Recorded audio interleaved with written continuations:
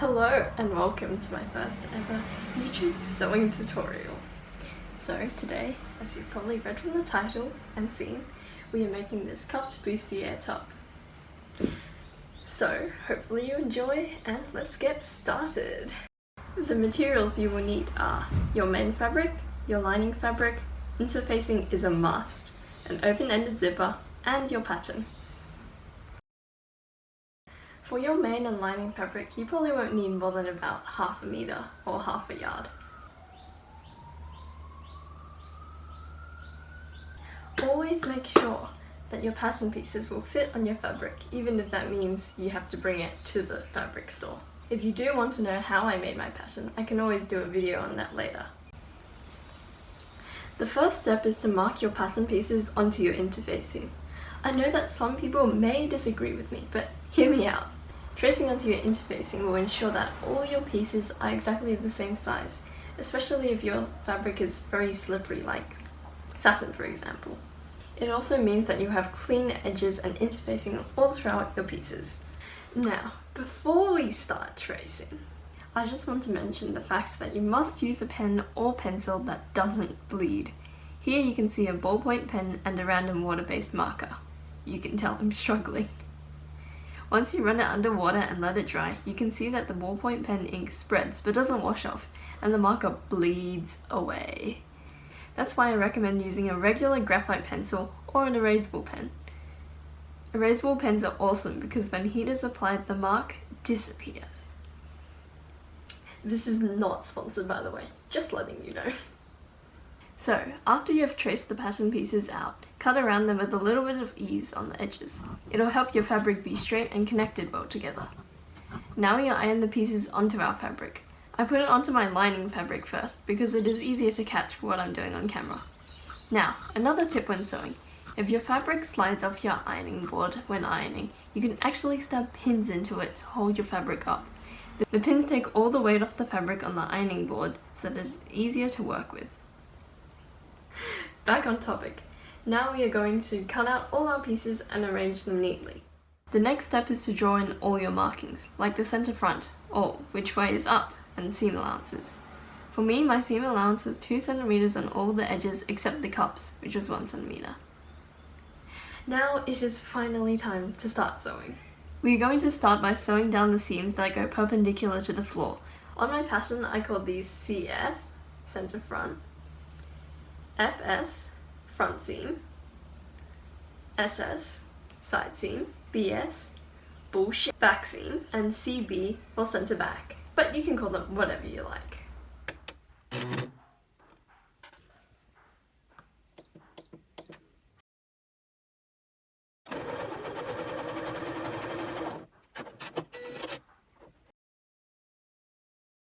Once you have finished sewing all the seams, it should look like this. Now we are going to press all our seams flat with an iron. The next step is where the fake boning comes in. If you do have boning, you can just press your seams to the side and sew down channels. But since I don't, I'm going to show you my method of boning. What you are going to do is press the seam allowance closer to the back in half. Next, you will take the other seam allowance and fold it over toward the back and stitch it down. Here you can see that the plain seam is quite flimsy and the seam we just sewed is much stiffer.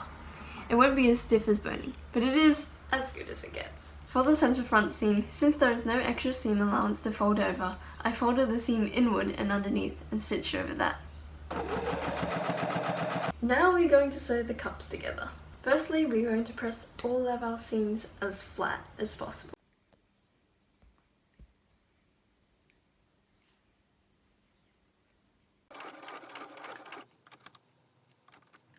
After sewing, we are now going to press the seam as flat as we can.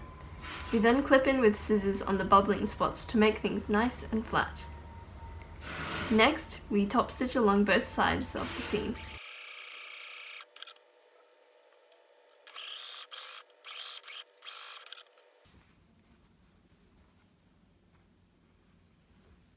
Repeat with the other cup.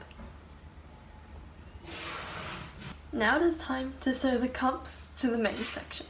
Before we start sewing, we are going to clip into the seam allowance of the curve so that the fabric is easier to manipulate. Now we can line up the two seam lines so that they are continuous and sew.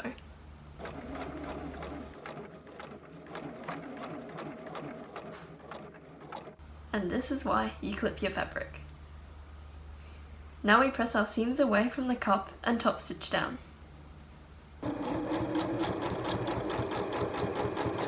And now that we are done with the lining, we can do the same with our main fabric. Baby, you should take it slow.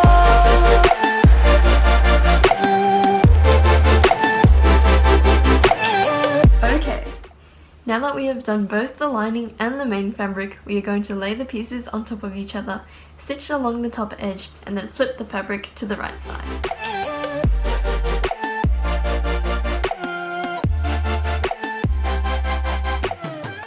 Once we have flipped the fabric, we are going to press our seams nice and flat.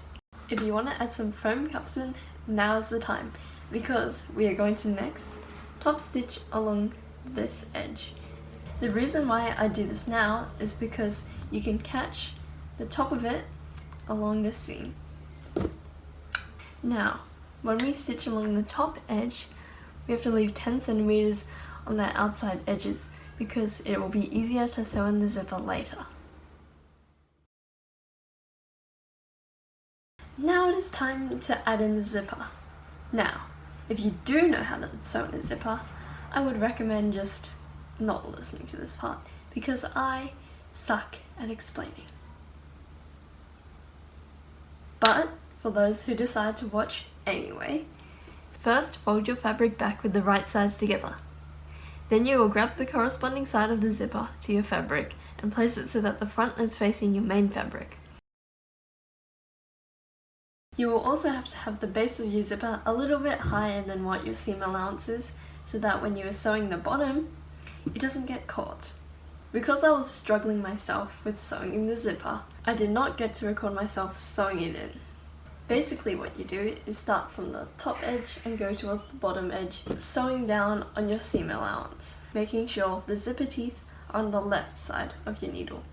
This is what your zipper should look like after it has been installed. And yes, it is very hard to move a zipper with only one hand. Just another side note, I've done so many already. is that if you shorten your zipper like me, you might have a problem where the zipper head falls off when you pull up. Well, before you actually try that, what you can do is add a little drop of plastic. Hang on, let's just...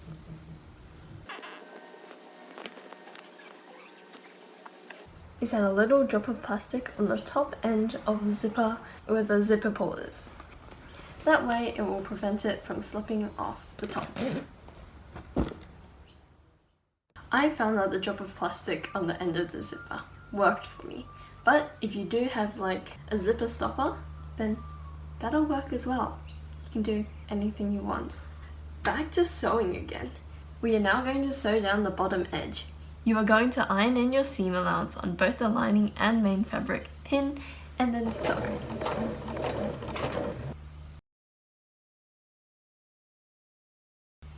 Now, if you like strapless tops, your top is now complete.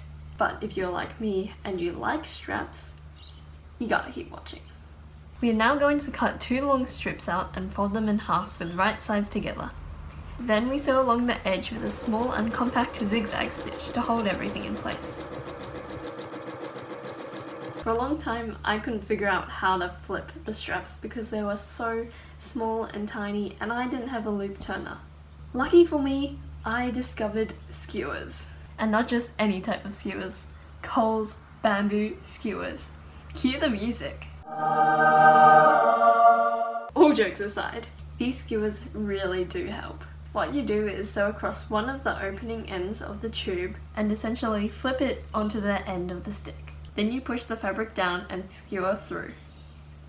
After we have flipped the straps, we have to press them nice and flat. Now, there are 2 options on how you can sew your straps in. Number 1, you can just sew them in and hope for the best.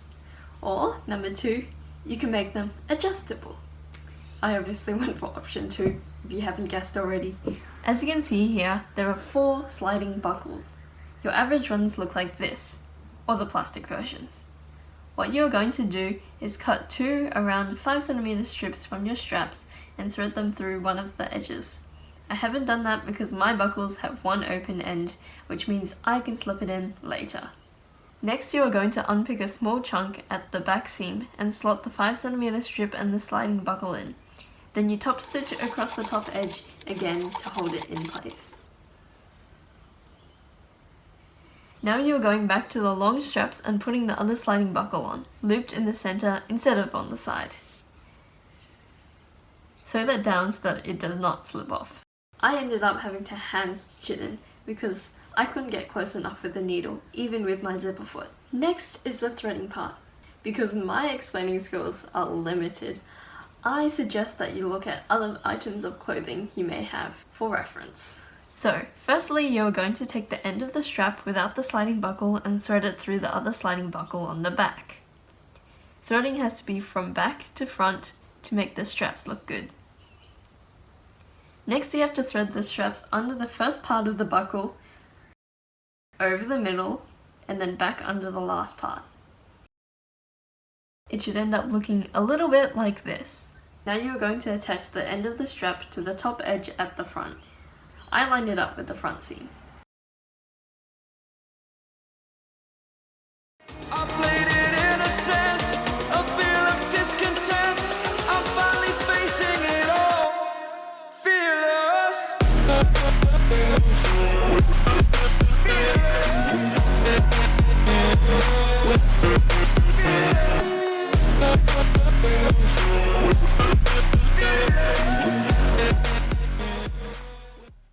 And we are back again.